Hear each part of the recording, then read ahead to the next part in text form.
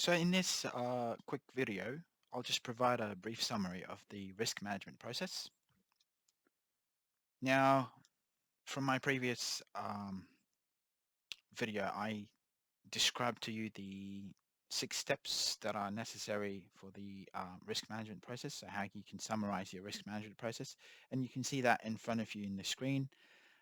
Now, the first step, as we said, it's about planning your risk management. So it's about the plan that you have.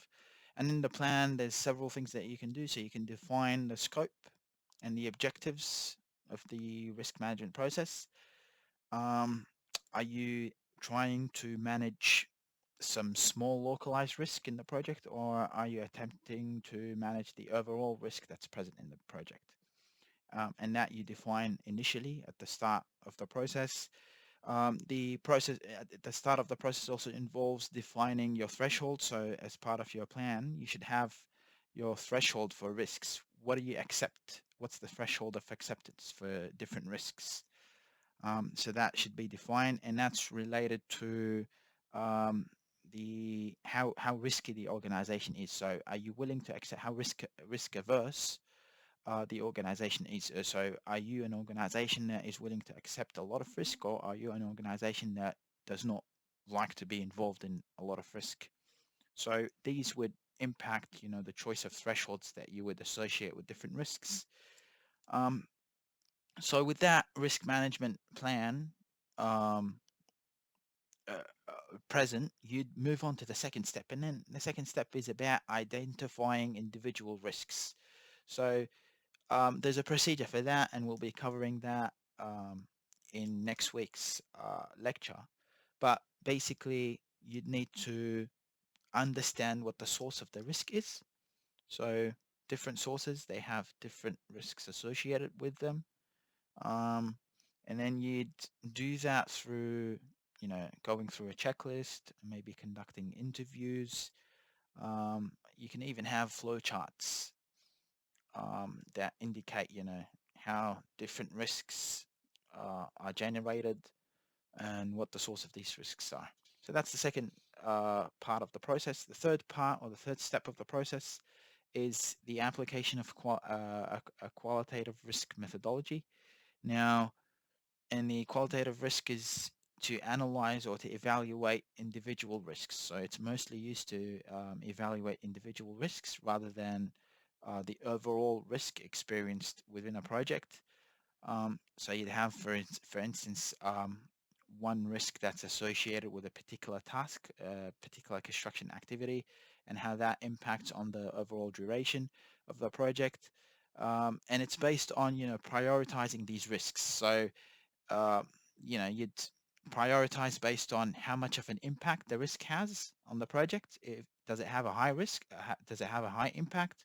Or does that risk have a low impact? So of course, if it has a high impact, then it will be at the top of your priority risk, list of risks um, that you need to tackle. Um, and so mostly for a qualitative risk analysis, it's associated with it's associated with the impact and probability matrix. So for an impact, you can classify it as, you can have a scale, a descriptive scale that says whether something is high, low, medium, very high, etc. And then the probability of occurrence of that impact or that risk. And the probability again can be classified using words. So you can have a classification high, low, very low, etc. And then based on a combination of both impact and a probability, you'd identify how likely the risk, how risky that event is. So how the likelihood and the consequence of that risk through that matrix. So we'll be going through that in detail later on in the course. So that's the third step. The fourth step is where you move on to a quantitative risk analysis. Now, if you don't have numerical data, then you won't be able to achieve that.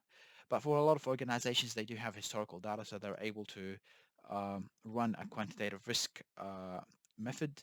And it's mostly used to combine the effects of individual risks and give you the overall risk of a project. So it gives you the overall risk that's experienced in the project. Um, And it's mostly associated with numerical models. You can also perform sensitivity analysis in that step. And the sensitivity analysis basically looks at the impact of different variables and how these variables they um, affect your overall output.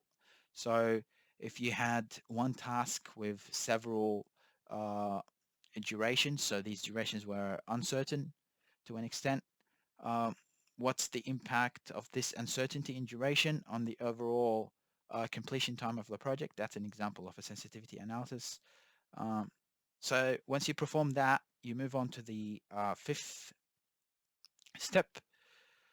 And that fifth step is planning the risk response. So you have a particular, you've identified all the risks. You have a list that prioritizes these, the risks that have been identified before, and you understand, the impacts on the project. What you do now when it comes to the risk response is you'd develop a strategy for the individual risks that you've identified most likely in your qualitative risk analysis step, and a strategy for the overall project risk. And that's the result of a combination of, you know, the individual risks and the combination that you would have obtained from the quantitative risk analysis. And finally, you'd monitor and control risk. Now, when you monitor and control risk, what we mean by that is you'd understand what the status of the risk is. Is it evolving or is it changing? Is it remaining the same? And you'd also look for new risks that might arise. So um, as the project progresses, as a construction project progresses, there are new risks that develop, and these risks, they need to be controlled, they need to be monitored. So it's mostly in this step of the process where you'd perform that. As usual, the references are shown in the slide, so do check them out. Thanks.